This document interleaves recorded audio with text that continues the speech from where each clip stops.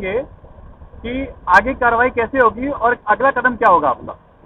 देखिए जी, सबसे बड़ी पहली बात तो यह है कि ये केवल हमारी अकेले की समस्या नहीं है, ये पूरी दिल्ली की जो आम जनता है सभी की ये समस्या है। क्योंकि सभी को मालूम है कि 70 से लेकर 80% तक दिल्ली अनऑथराइज्ड है, लेकिन अनऑथराइज्ड होने के बावजूद भी वहाँ पे प्लॉट की रजिस्ट्री होती है, स्टाम्प ड्यूटी ली जाती है, एक रेट सेट किया हुआ है कि इतने रुपए गज के हिसाब से स्टाम्प ड्यूटी पे करनी पड़ेगी यूजर को। जब आप स्टाम्प ड्यूटी लेकर रजिस्ट्री कर सकते हैं तो आप वहाँ का नक्शा क्यों नहीं पास कर सकते? आप अगर चाहें तो भाई 7% या 5% जो आप स्टाम्प ड्यूटी लेते हैं उसमें 2-3% एक्स्ट्रा बढ़ा दें, या नक्शे का अलग से एक चार्ज रख दें, भैया इतने % चार्ज है, ये आप सरकारी फीस जमा कराओ, आपका नक्शा पास हो जाएगा। आप नक्शा पास नहीं करते, जिसकी वजह से जो नगर निगम के अंदर अधिकारी लोग हैं उन्हें भ्रष्टाचार करने का बहुत बड़ा मौका मिलता है। नक्शा पास होगा नहीं, एंड यूजर जो व्यक्ति है जिसने जमीन खरीदी है, जब भी वो अपना मकान दुकान अपनी जब भी प्रॉपर्टी पे कंस्ट्रक्शन करता है उस पर फौरन नोटिस आ जाएगा जी, तोड़ने का नोटिस है जी। क्यों? क्योंकि आपने नक्शा पास नहीं कराया। नक्शे के लिए अगला जाता है, कहते हैं यहाँ का नक्शा ही नहीं पास होता। अरे भाई साहब, जब नक्शा पास ही नहीं होता तो नक्शा कोई पास कैसे कराएगा? फिर वो सेटिंग शुरू करते हैं, इतने इतने पैसे दे दो जी, इतने रुपए पर फ्लोर के हिसाब से दे दो जी। पैसा लेते हैं, बिल्डिंग बन जाती है। जो पैसा नहीं देता उसका ये हाल होता है। देखो पीछे, अब आप पीछे देख रहे हैं, ये कोई ये अच्छा आपको बिल्डिंग दिख रही है कहीं से?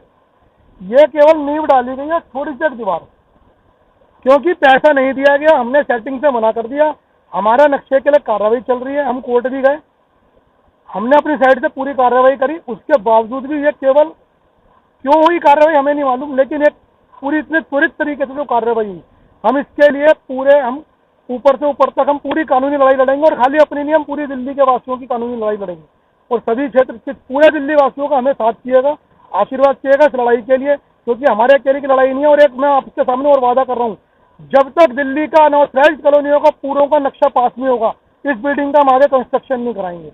ये आप सबके सामने प्रॉमिस कर रहा हूँ। और हम इसके लिए पूरी कानूनी लड़ाई लड़ने के लिए तैयार हैं, हमें ऊपर कहीं तक भी जाना पड़े। नीरज जी, कौन लोग हैं जो पैसे की डिमांड कर रहे हैं, क्या डिमांड कर रहे हैं? देखिए, मैं क्योंकि यहाँ पे कंस्ट्रक्शन में मैं यहाँ नहीं आता, डायरेक्ट इन्वॉल्व नहीं होता, हमारी टीम है जो देखती है।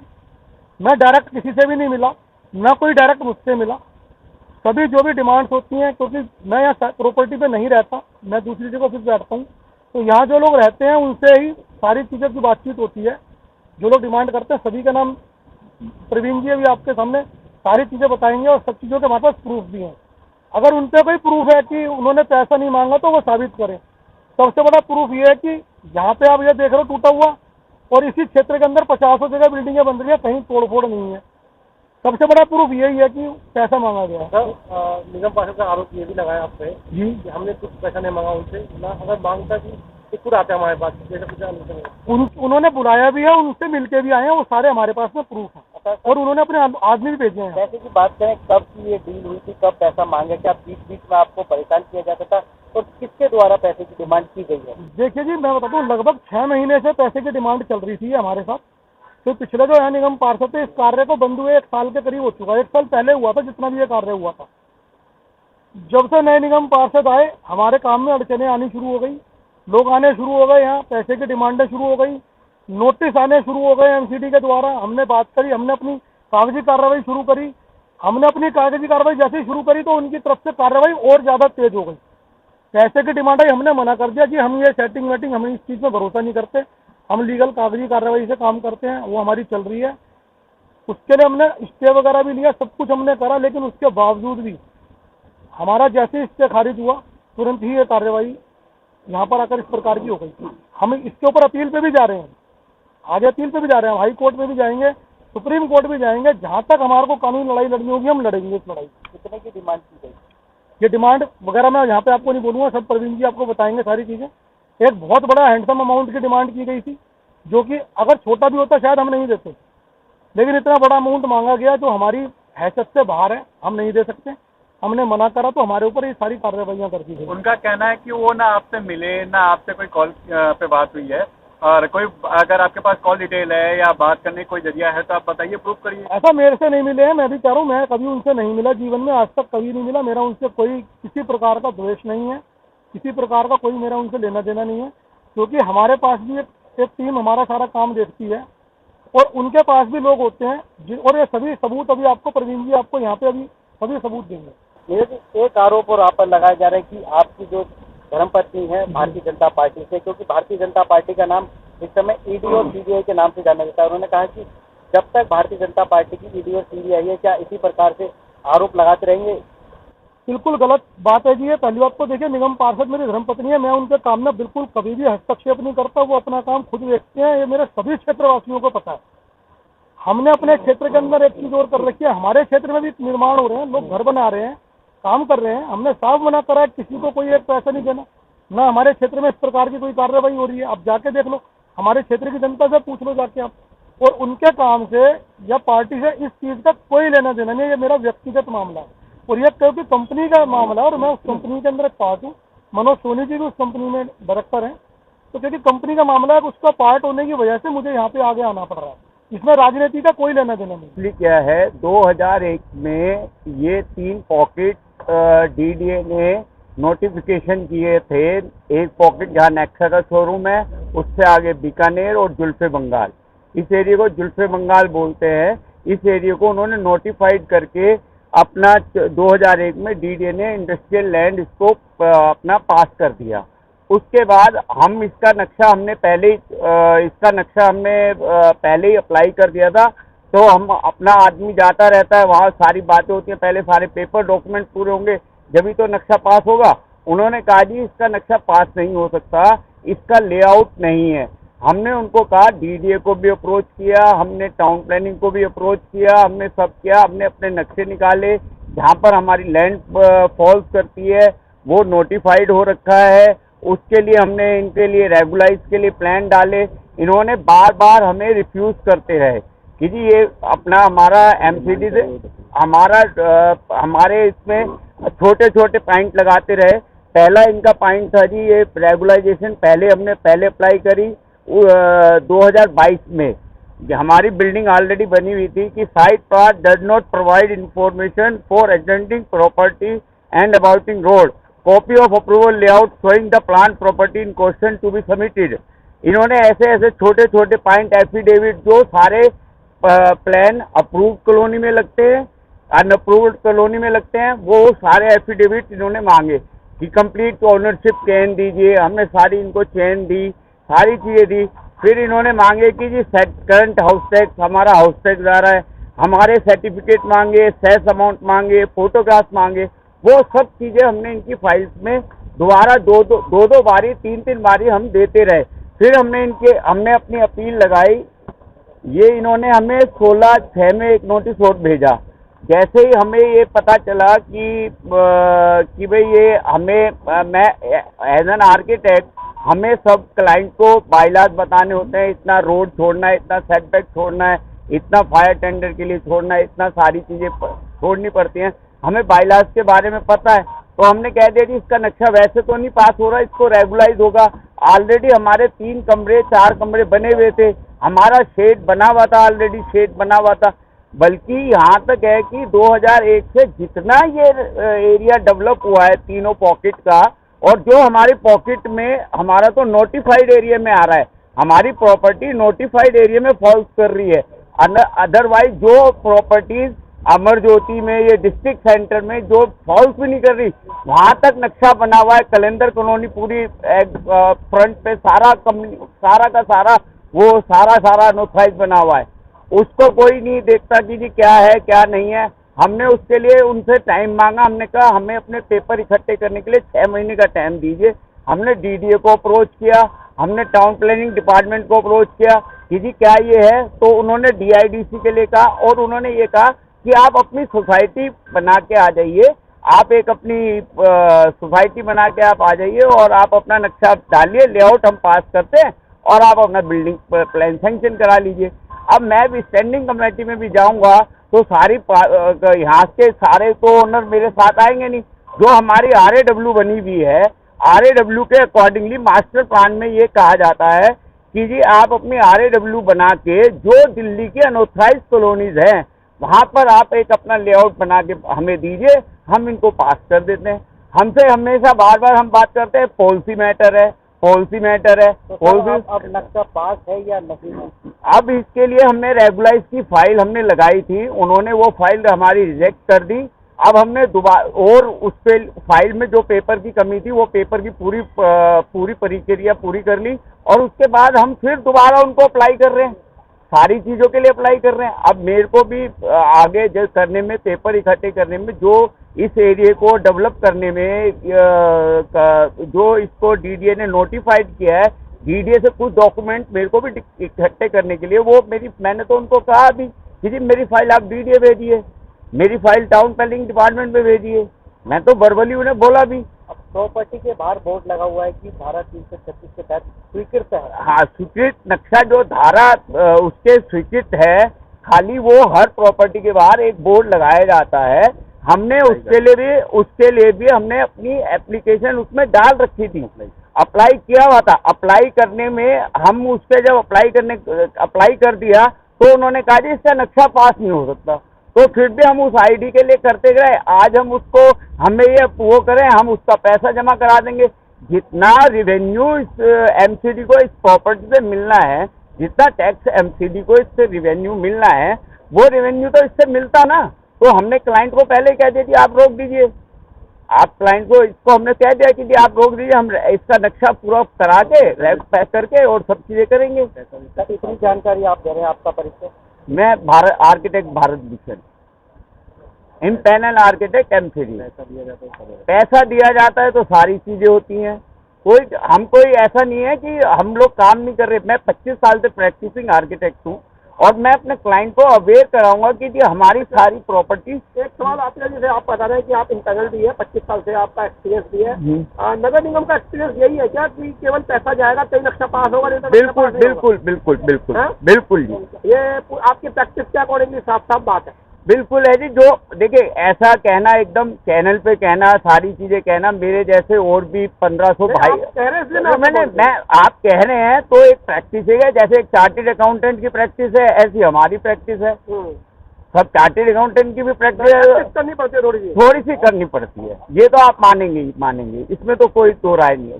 मेरा नाम प्रवीण है। मैं इस कंस्ट्रक्शन को जब से शुरू हुई है तब से ही देख रहा हूँ और ये कंस्ट्रक्शन लगभग पिछले 7-8 महीने से बंद हो रखी है और इस कंस्ट्रक्शन को शुरू से एंड तक अभी तक मैं ही देख रहा हूँ और जो भी चीज़ें यहाँ पर हुई हैं वो मेरे ही मद्देनजर हुई। तो आज प्रेस कॉन्फ्रेंस आपने बुलाई है, किस मुद्दे को? प्रेस कॉन्फ्रेंस इसलिए बुलाई गई है कि आप लोग जैसा कि जानते हैं कि यह कल यहाँ पर एमसीडी का बुलडोज़र चला है और बुलडोज़र चलने का कारण एक ही रहा है, क्योंकि जो ये बिल्डिंग बन रही है इसके साथ कम से कम नहीं तो यहाँ पे 20-25 बिल्डिंगें और बन रही हैं। एक एमसीडी का कम्युनिटी सेंटर, उसके सामने भी एक 3000 गज की जगह बन रही है। जस्ट एक हमारे सामने भी बन रही है। एक इससे आप थोड़ा पीछे जाइए, वो भी 2-2 हज़ार गज की साइडें बन रही हैं। अगर उन साइडों पे कोई भी इस तरह की कार्रवाई नहीं हुई है जिस तरह का कल यहाँ बुलडोजर चला है, तो इसका मतलब इसके पीछे प्रेस बुलाने का यही सबसे बड़ा कारण है कि यहाँ पर क्यों बुलडोजर चला। क्या लग रहा है कि कितने की डिमांड की गई थी, किसके द्वारा? देखिए, डिमांड तो मेरे पास बहुत लोग आए, हर लगभग, जैसा कि बहन प्रीति जी के बारे में पहले भी सब चीज़ें चर्चा में रहती है, निगम पार्षदों के बारे में बोला जाता है। यहाँ पे लगभग 3 या 4 जेई मेरे पास उनका नाम लेके आए। सबसे पहले एक नागर जी जेई हुआ करते, वो स्पेशली यहाँ आए, हम लोगों से बात करके गए। बात करने के बाद उन्होंने जब गेट से बाहर निकलने लग गए तो उन्होंने हमसे बोला एक बार आप बहन प्रीति जी से मिल लीजिए, अगर इसका आप निर्माण करना चाहते हैं तो आप पहले यहाँ के निगम पार्षद से मिलिए, उसके बाद ये चीज़ें। उसके बाद भी एक राकेश शर्मा जी, कई जेई आए, जितने भी जेई बदले गए सब मेरे पास यहाँ पे आए। अभी मीणा जी भी आए मेरे पास। तो जो उनकी डिमांड थी वो हम लोग पूरी नहीं कर सकते हैं। आपके पास प्रूफ क्या है? क्योंकि वो कह रहे हैं कि प्रूफ लाइए और अगर ऐसा होता है तो मैं आपकी हर पनिशमेंट क्या मैं तैयार हूँ भुगतने के लिए। देखिए, आप इतने सारे मीडिया से इतने सारे लोग हैं, आप इस प्रूफ को खुद ही समझ लीजिए कि यहाँ पर अगर 25 निर्माण चल रहे हैं, उसमें से एक ही निर्माण कार्य पे अगर बुलडोजर चल रहा है जिसकी शुरुआत है अभी, तो इससे आप खुद समझ लीजिए ना। प्रूफ क्या वो दे सकते हैं कि उन्होंने ऐसा कुछ किसी को यहाँ पर नहीं भेजा मेरे पास? क्या वो ये प्रूफ दे सकती है उन्होंने किसी को यहाँ पे मेरे पास नहीं भेजा? मेरे पास भेजा होगा, डिमांड आई होगी, जब भी तो काम रुका है ये। अगर मैं उनकी डिमांड पूरी कर देता तो बात खत्म थी। फिर यहाँ पे भी जैसे कहीं बुलडोजर नहीं चल रहा, यहाँ भी नहीं चलता। कल एक निजी चैनल के इंटरव्यू में उन्होंने कहा है कि अगर कागजात पूरे हैं तो हमसे मिलें या फिर निगम से मिलें, क्योंकि कागजात कार्रवाई पूरी होती है तो निगम कुछ नहीं कर सकता, ना ही बुलडोजर कर सकता। बहुत अच्छी बात कही है उन्होंने, क्योंकि बहुत पढ़ी लिखी, मतलब 3 बार पहले भी निगम पार्षद रही हैं अन्य पार्टियों से। 2017 में वो चुनाव भी हारी है यहाँ से, तो बड़ी अच्छी बात कही है। उसके बाद उनके ही कार्यकाल में ये पूरी, आप कहीं भी अपना कैमरा घुमा लीजिए, सब अनऑथराइज काम चल रहे हैं। वो कैसे चल रहे हैं सर आपने कागजात तो किसी के भी पूरे नहीं हुए, वो निर्माण कैसे चल रहा सर 25 बिल्डिंगों की तो बात आपकी सर जो कह रहे हैं सही कह रहे हैं, लेकिन आपके पास क्या प्रूफ है? आप कंप्लेंट तो आप कर रहे हैं ना तो उनके खिलाफ, तो आपके पास क्या सबूत है कि उन्होंने डिमांड मांगी थी? नहीं, उनके पास क्या प्रूफ है? मैं तो आपसे बार बार पूछा हूँ, उनके पास क्या प्रूफ है कि उन्होंने नहीं मांगा? और फिर इसी निर्माण पर अगर बुलडोजर चला, इससे बड़ा प्रूफ क्या होगा कि जिस समय यहाँ पे बुलडोजर चल रहा था सामने ही लेंटर डल रहा था 1000 गज पे, वो क्यों नहीं, अगर टीम आई थी उसको वो क्यों नहीं दिखा? जब से वो इस यहाँ पर निगम पार्षद चुने, सबसे ज्यादा निर्माण कार्य तब से हो रहे हैं। वो कैसे हो रहे हैं? एलिगेशन आपके हैं, प्रूफ करना भी आपका काम है। आपके पास प्रूफ ऐसे कौन से हैं जो आप प्रेजेंट करेंगे? नहीं, क्योंकि ये मामला कोर्ट तक भी जाएगा। मैं वो चीजें, जब जो भी चीजें प्रूफ करनी होगी मैं कोर्ट में स्थापित कर दूंगा वो चीजें। यानी आप कोर्ट में बिल्कुल प्रूफ करेंगे, बिल्कुल प्रूफ करेंगे। सर एक और बात, जब आपसे पैसे की डिमांड किसी ने की थी, क्यों पुलिस में सूचना क्यों नहीं दी? क्योंकि आप तो भ्रष्टाचार के बिल्कुल खिलाफ रहते हैं, क्यों सूचना क्यों नहीं? क्या ये सूचनाएं पुलिस में दी जाती हैं? आपने कभी सुना है कि ये सूचना भी पुलिस में दी जाती है कि फलाना आदमी हमसे पैसे मांग रहा है? ये सूचना कभी पुलिस में नहीं दी जाती। जेल के खिलाफ क्यों नहीं एक्शन लिया? उनका कहना है कि जेल के खिलाफ क्यों नहीं एक्शन लिया गया? किसने नहीं लिया जेई के खिलाफ एक्शन? आप लोगों ने।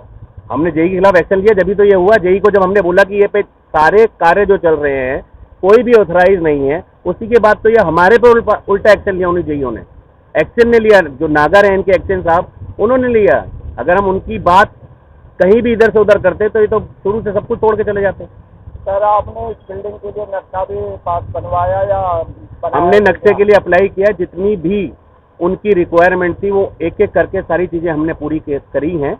और जब उनका मन करता है वो लोग स्टे दे देते हैं। 2 बार हमें इस पे स्टे मिला, उसके बाद उन्होंने स्टे खारिज कर, उन्हीं पेपरों से स्टे मिला और उन्हीं पेपरों से स्टे खारिज कर दिया। मुझे भी नहीं समझ आया आज तक। उनका कहना है कि 20 साल से मैं पॉलिटिक्स में हूँ और अब एक भी व्यक्ति मेरे खिलाफ नहीं आया। कोई आया हो तो बताए। और लोगों से अपील की उन्होंने कि आप लोग के खिलाफ आए क्योंकि आप लोग गलत एलिगेशन लगा रहे हैं उनसे। तो मैं देखता हूँ कि कब वो दिन आता है जब लोग इसके खिलाफ आते हैं कि निगम पार्षद भी इतनी बड़ी बात कह रहे हैं। कि अगर सबसे बड़ा सबूत ये है कि इतनी सारी कॉलोनी ये बन कैसे गई है, आप मुझे बताइए ना, सामने कार्य कैसे चल रहा है। चलिए ठीक है, कल हमारी प्रॉपर्टी पे ऐसा हो, आज उन पे क्यों नहीं हो रहा? और प्रॉपर्टियों पे क्यों नहीं हो रहा? क्यों कम्युनिटी सेंटर के लिए दिलशाद गार्डन के सामने 3-3 हज़ार गज की जगह बन रही है? क्यों हमारे सामने 1000 गज का निर्माण हो रहा है? हर जगह निर्माण क्यों हो रहा है? अभी दिलशाद गार्डन में ही 3 शॉप्स गई हैं। मुझे तो ये भी सुनने में वहाँ के लोगों ने इनको पैसा दिया है, तो मैंने तो सुना है, मैं तो वही बात बता रहा हूँ ना। कहेंगी अभी ये जो दिलशाद कॉलोनी में जो प्रॉपर्टी है उसको लेकर अभी समाज सेवी जो नीरज गुप्ता है उन्होंने सीधे यहाँ पर आरोप लगा दिया है कि प्रीति को बहन प्रीति जी ने 2 करोड़ की डिमांड करी है और पर लेंटर 1 करोड़ की बात करती है। तो कितनी सत्य बात है और इन आरोपों को लेकर क्या कुछ कहेंगे? माइक लेके उनकी प्रॉपर्टी के बाहर अनाउंस की है। उन्होंने क्या बोला कि मैं माइक लेके उनकी प्रॉपर्टी के बाहर अनाउंसमेंट करने गई थी कि 2 करोड़ मुझे दे दो और मैं यहाँ सभी प्रॉपर्टी बनने दूंगी। कुछ तो बताया मुझे, मैंने कहाँ मांगे। तो फ़ोन किया मैंने, उनके पास रिकॉर्डिंग होगी। आजकल तो सबके पास रिकॉर्डिंग होती है, आजकल तो मोची तक रिकॉर्डिंग कर लेते, दूध वाला रिकॉर्डिंग कर लेते, और वो तो इतने ओवर स्मार्ट लग रहे हैं, जरूर रिकॉर्डिंग की होगी। दूसरी बात यह है कि अगर मान लीजिए मैंने फ़ोन नहीं किया तो वो उनकी कल जो मैं वीडियो आप लोगों की सुन ली थी उसमें कह रहे थे कि घर बुलाया था, तो घर बुलाया था और मैंने डिमांड की थी, तो वो इतने महीने बाद क्यों कह रहे हैं? बाद निकलते इनको FIR कर दी थी थाने में जाकर कि प्रीति ने अभी इतने की डिमांड की, उसको गिरफ्तार करो। जब ये बाद में कह रहे हैं मैं ईडी जाऊँगा, मैं यहाँ जाऊँगा, मैं वहाँ जाऊँगा, तो उसी दिन चले जाते। तो रास्ते तो सभी खुले हुए थे, तो आज की इंतजार क्यों कर रहे थे कि थोड़ा बजेगा तब जाऊँगा, और हथौड़ा बजा इनकी प्रॉपर्टी पे तो दूसरे की इज्जत पे थोड़ा मार देंगे। ये इन्होंने कैसे सोच लिया? मैं 20 साल मुझे हो जाएंगी काउंसलर बने हुए। मैं इतने साल से इतनी बड़ी कॉन्स्टिट्यूंसी में सबसे पहला मेरा जो टर्म था वो कस्तूरबा नगर से लेकर JNK तक था। अब मेरा जनरल हॉस्पिटल से सीमापुरी तक है। एक भी शख्स कभी निकल के आया हो कभी रिकॉर्ड में कि मैंने कभी किसी के साथ बोला हो कि बिल्डिंग का मुझे कुछ दो, या उन्होंने मुझे दिया हो? आप जो सा मर्जी लाके से एक बंदा मेरे सामने ले आए, कभी तो आया ही होगा। अगर मैं करप्ट हूँ तो कभी तो आया होगा, कोई तो बाहर निकला होगा कि बहन प्रीति डिमांड करती है, और अगर इतनी मैं डिमांड करती होती ना तो पहले 5 साल, फिर 5 साल, फिर 5 साल और फिर 5 साल आज चौथी बार जीत के ना आती। मेरे लोग मुझसे प्यार करते हैं और मैं उनके लिए अपनी जान तक देती हूँ। मैं सड़कों पे खड़ी हो जाती हूँ, मैं बुलडोजर के आगे भी खड़ी हो जाती हूँ उनको बचाने के लिए। ये तो मुझे मिले ही नहीं करने थे। एक दिन मुझे डीसी ऑफिस में ये शख्स मिले जो कल टीवी में आपकी उसमें वर्जन दे रहे थे। इन्होंने मुझे खुद बोला, मैं अभी काउंसलर्स को पहचानती नहीं हूँ क्योंकि हाउस होता है तो मैं आगे बैठती हूँ और वहाँ से उठ के हम लोग सीधा बाहर आ जाते हैं, तो पीछे 250 लोग हैं, एकदम से पहचान में नहीं आते। पहले हम लोग क्यों क्लोज हो जाते थे, हमारी जोन की मीटिंग होती थी, हमारी कमेटियों की मीटिंग होती थी, हम सब मिलते थे तो हम लोग एक दूसरे को पहचानते थे। मैं चूंकि हर बार कोई ना कोई वहाँ पे चीज क्रिएट करती हूँ तो वो लोग मुझे पहचानते हैं, और ज्यादातर उनके पुराने लोग हैं, वो मेरे नेचर को भी जानते हैं और मैं उनके नेचर को भी जानती हूँ। मेरा सबके साथ जितने भी मेयर बीजेपी के रहे, जितने स्टैंडिंग कमेटी, जितने भी उनके लीडर है, मेरे सबके साथ बहुत अच्छी ट्यूनिंग थी। आज भी है, आज भी हम जहाँ मिलते हैं, दुबे जी मिलते हैं, राम नारायण दुबे, आज भी कोली भर के मुझे मिलते हैं। और आप देखें कि कोई भी काउंसलर्स हैं बहुत अच्छी तरह मिलते हैं, उनको पता है कि मैं उनके साथ कैसे रही, मेरी वर्किंग क्या है। और सबसे बड़ी बात, मेरा एक पॉइंट आप बाइट ले लीजिएगा, मैं हाउस में कभी भी पार्टी पॉलिटिक्स नहीं करती हूँ, मैं पब्लिक के हित की बात करती हूँ। सबसे पहला पॉइंट ऑफ ऑर्डर मेरा होता है और उसमें मैं साफ साफ वो बात करती हूँ जो पब्लिक के हित में होती है। मैंने कभी पार्टी पॉलिटिक्स की नहीं। यही वजह है कि बीजेपी के सारे कॉर्पोरेटर भी मेरा साथ देते हैं, उनको पता है कि ये पार्टी की बात नहीं करेगी, क्योंकि हम पहले पब्लिक के लिए आते हैं। ठीक है, आप पार्टी के साथ जुड़े हुए हैं, लेकिन हर पार्टी का अपना वो है। हम इनके बड़े लीडरों को, जिस दिन से मैं आई हूँ, हम लोग किससे मिलते हैं, कोई मिलने के लिए तैयार ही नहीं, कोई मिलता ही नहीं, हमारी किसी से मुलाकात ही नहीं होती। सब बड़े बड़े शहरों में इलेक्शन में जाते हैं, तो हमारा मकसद है अपने क्षेत्र में काम करना। इतने बड़े क्षेत्र में ये कहाँ से आए, मैंने जब आपने कल वीडियो वायरल की तो मैंने पता किया, पता लगा गोंडा से आए हैं। ये मेरे इलाके से ही नहीं है, गोंडा से है, आके यहाँ प्रॉपर्टी बना रहे हैं। जब मैंने इंडस्ट्रियल एरिया में 1-2 लोगों से बात करके पूछा तो पता लगा कि प्रॉपर्टी की ये जगह का तो इनका केस चल रहा है हाई कोर्ट में। तो मनीष गोयल करके हैं, उनके कुछ 10, 12, 15 कितने मेंबर हैं, उनकी ज्वाइंट में ये लैंड है, इनकी प्रॉपर्टी नहीं, इनके ऊपर केस भी चल रहा है इस प्रॉपर्टी को लेके। ये मुझे नहीं पता क्या डिस्प्यूट है, मैं कोर्ट से पेपर निकलवाने जा रही हूँ, मैंने नंबर भी मांगा वहाँ कि प्रॉपर्टी का क्या डिस्प्यूट है, कोर्ट में केस नंबर दे ताकि मैं उसकी पूरी असलियत निकाल सकूं। अच्छा मैम, लगातार कहते हैं कि बार बार जेई आते हैं, इलेक्शन आते हैं, सिर्फ एक ही बात कहते हैं, प्रॉपर्टी जब बनेगी क्योंकि जो बहन प्रीति है उनसे मिलना पड़ेगा। तो इसका क्या नहीं, एक मिनट, अगर जेई आके कहते हैं तो सामने बुला लेना चाहिए था। जेई क्या भूत है, जब इनके पास आ सकते हैं तो मेरे तो स्टाफ में, मेरे तो डिपार्टमेंट से हैं, उसी टाइम कॉल करके मुझे बोले कि आपका जेई आया। अगर आज ये इतना बड़ा, इतना चीख के बोल सकते हैं प्रीति करप्ट है, प्रीति ये है, प्रीति प्लान है, प्रीति घूसखोर है, तो वो तब भी कर सकते हैं कि मैडम आपका जेई आया, आपने पैसे मांग रहे हैं आपके नाम पे, करते ना फोन। एक बार भी किया इन्होंने। और फिर जब इनको इतना पता लग गया कि मेरा नाम आ रहा है तो मेरे पास फोन करके आ सकते थे, मुझे डायरेक्ट फोन कर सकते थे। ये काउंसलर के हस्बैंड है, मैं भी काउंसलर हूँ, तो इनका पूरा राइट बनता है मेरे से बात करने का। मैं कर सकती थी, ये तो नहीं कर सकते। इन्होंने मुझे जब जोन में बोला कि मेरे ब्रदर की एक प्रॉपर्टी आपके एरिया में बन रही है तो मैडम जरा देख लेना। मैं क्या, देखो ऐसे है, आपके उनके पेपर है, उनको बोलो कि बिल्डिंग डिपार्टमेंट में जाए। मैं बिल्डिंग डिपार्टमेंट में इंटरफेरेंस नहीं करती, मेरे सारे डिपार्टमेंट के साथ मैं चलती हूँ, बिल्डिंग डिपार्टमेंट के साथ मैं नहीं चलती। उसके 2 रीज़न होते हैं। पहला रीज़न तो ये होता है कि बिल्डिंग डिपार्टमेंट क्यों बनने दे रहा है। मैंने जब केस डाला था लोकायुक्त में सारे काउंसलर और सारे एमएलए का, तो मैंने जस्टिस सलीम जी से भी यही कहा था कि सर अगर कोई भी मजिस्ट्रेट कहीं से भी दिल्ली के किसी भी कोने से गुजरते हैं तो क्या प्रॉपर्टियां लोगों को दिखाई नहीं देती। लक्ष्मी नगर से आप शुरू हो जाए, अगर एक भी अथोराइज हो तो, सब अनऑथराइज है, तो अगर सब बनती हैं तो वहाँ एक्सपीएन भी होते हैं, एसपी भी होते हैं, कमिश्नर भी होते हैं, एडिशनल कमिश्नर भी होते हैं। इसलिए प्रॉपर्टीज अगर बनती है तो वो अधिकारियों का काम है, हमारा काम नहीं है। हमारा काम तो आते चले जाते हैं।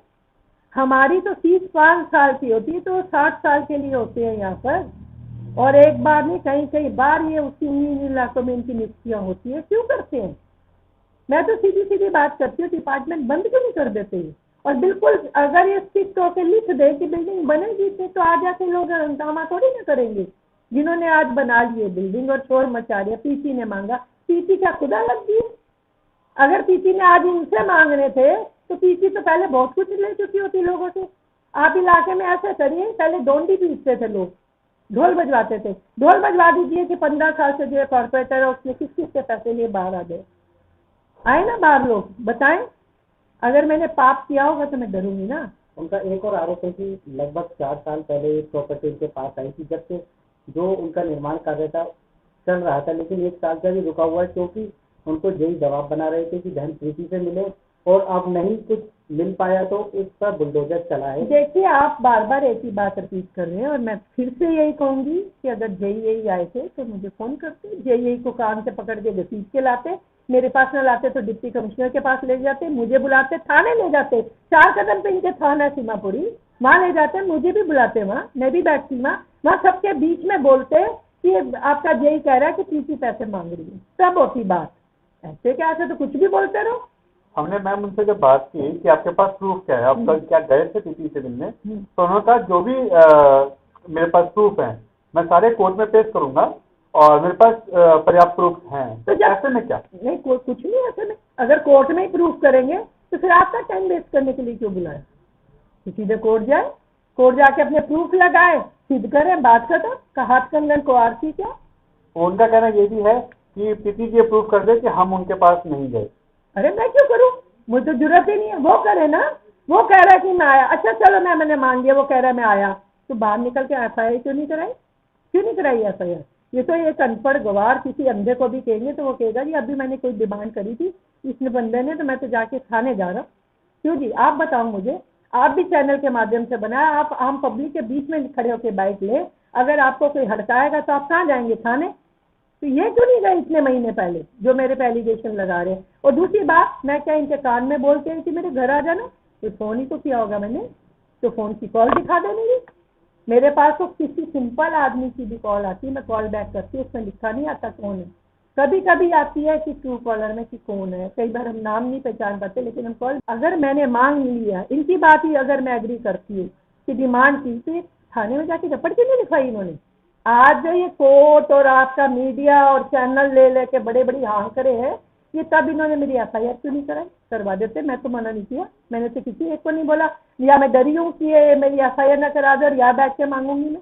मेरा ये खुला दरबार है। पहली बात तो अब मैं किसी को यहाँ मिलती नहीं, जो बहुत क्लोज होता है मैं उसी को मिलती हूँ। मैं सुबह ही चली जाती हूँ क्योंकि मेरा एरिया चेंज हो गया है। मैं सुबह वहाँ जाती हूँ, 9:30-10 के बीच में निकल जाती हूँ। मैं रात को आती हूँ, मेरा कोई टाइम नहीं है। घर मेरे कोई भी नहीं होता क्योंकि मेरे 2 बच्चे, एक बच्चा मेरा खत्म हो गया, एक बच्चा मेरा बाहर है, मैं यहाँ अकेली रहती हूँ। अच्छा मैम, उन्होंने एक और सवाल उठाया कि जो इस तरीके की अनऑथराइज कॉलोनी होती है वहाँ अधिकतर कागज वर्क पूरा नहीं होता, ठीक है, तो जो उनकी प्रॉपर्टी है उनका भी कागज वर्क पूरा है, लेकिन जो अन्य जो उनके क्षेत्र में अलग अलग मकान बनने हैं, 3-3 गज की प्रॉपर्टियाँ बननी है, उन पर क्यों बुलडोजर नहीं चला? आखिर उन पर ही क्यों कार्रवाई हुई? एक बात बताए मुझे। अच्छा चलिए, अभी आपने 2 अलग अलग तरीके का वो पूछा मेरे से। पहला तो ये बोला कि पहले चल रही थी धड़ल्ले से, फिर बंद हो गई इतने महीने से, ये बोला ना। तो इतने महीने में इनके सामने तो बहुत सारी प्रॉपर्टियां बननी थी इधर उधर, जो कल की वीडियो में दिखा रहे थे। तो ये अपनी बंद करने के बजाय उनकी क्यों नहीं बंद करा के आए भाई? छुड़वाते। अगर ये इतने सच्चे हैं तो किसकी इंतजार कर रहे थे? किससे इन्होंने कोलैबोरेशन करना था? किससे इन्होंने टाई अप करना था? ये सारी इनके आमने सामने दिखाते फिर रहे थे। मीडिया वाले भी आपके जो गए थे, ये फलानी इतनी मंजिल बन गई, फलानी तो वही थे जो आपके पिता भी थे थाने में, इतनी मंजिल बन गई। तो आप ये सोचो कि जिन्होंने इतनी मंजिल उनको नहीं दिख रही थी, अगर इनकी नहीं बन रही थी तो खड़े हो जाते। मैं हूँ, मेरी अगर प्रॉपर्टी सील हुई थी तो मुझे दर्द उठा था, तो मैंने पूरी दिल्ली के सारे कॉर्पोरेटर और सारे एमएलए उसमें पार्टी बनाए थे, इनकी भी चेक करो। मैं अकेली ये भी खड़े हो जाते कि भाई मेरी बंदा कोई नहीं बनेगी इलाके में। जब इतना ऐसे ऐसे करके बोल रहे हैं तो इनको बोलना चाहिए था उसका। वो यही कह रहे हैं मैम कि अब हम पूरे इलाके के लेवल की पूरी दिल्ली की लड़ेंगे। अब ये जो मर्जी करे, पूरी दिल्ली की लड़े, पूरी इंडिया की लड़े, पूरे भारत की लड़े, जिसको भारत चेंज हो गया। अब ये कुछ भी करे। इन्होंने जो 5 महीने 6 महीने मेरे आए हुए तो मुझे 8 महीने 7 महीने हो गए, उस बीच में अगर इनका बंद रहा तो ये इनके सामने बहुत बनी होंगी, क्यों नहीं बोल रही है? कहीं ना कहीं मेरी तो आगे ना पहले था ना अब है ना आगे होगा। अब मैं डिफेमेशन का केस करने जा रही हूँ चैनल से भी, और इनके ऊपर भी जो इन्होंने वाहियात मेरे लिए बातें कही हैं वो उसके लिए आगे कोर्ट है। जस्टिस जो वो करेंगे मैं उसके लिए तैयार हूँ। बाकी ये नहीं हो सकता कि एक शख्स मेरे 20 साल के कार्यकाल में ये बोल दे कि मैंने पैसे मांगे और बाकी पूरा मेरा एरिया चुप बैठा रहे और वो कहे जी हमने दिए थे। आए ना भारती, आए प्रूफ करे मुझे, ऐसे नहीं है।